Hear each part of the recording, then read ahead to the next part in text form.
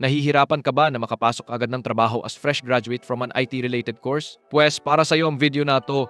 Ang kailangan lang na dapat gawin ay pagbutihin mo ang kasanayan sa komunikasyon. That's right mga kaprogram.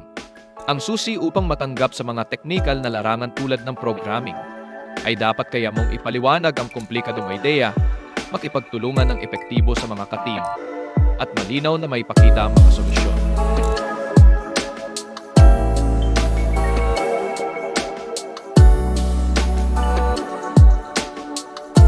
Una, masterin mo ang mga technical at business jargon.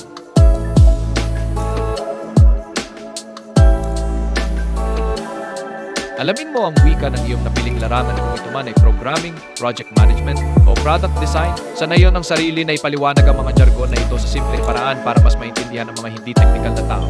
Hindi lang ito tungkol sa kakayahang magsulat ng code, ito rin ay tungkol sa kakayahang ipaliwanag ito sa iba.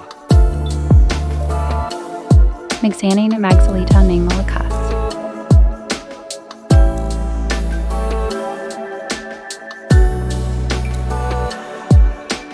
Marahil ay nauubos mo ang iyong oras sa pagkukod lamang. Yan ay kulang kung di ka rin lang makakapagsalita ng maayos. Subukin mong sumali sa mga coding groups, dumalo sa mga hackathon, at subukang ipaliwanag ang iyong proseso ng pag-isip sa mga kapwa-programmer.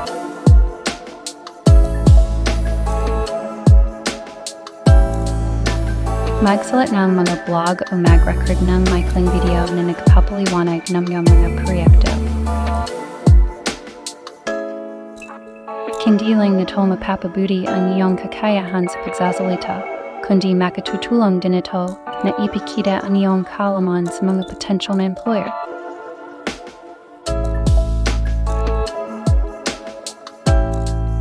Mag-focus din bilang isang tagabenta. Ang pagiging isang tagabenta ay hindi lang tungkol sa pag-alok ng mga produkto o serbisyo. Ito ay tungkol sa maayos na pagpapahayag ng mga ideya, mahusay na pakikipag-negosasyon at pagbuo ng mga relasyon.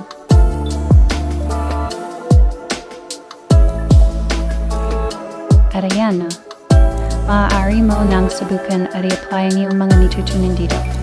Huwag kalimutang tingnan ang iba ko pa mga video para sa dating tips at kaalaman.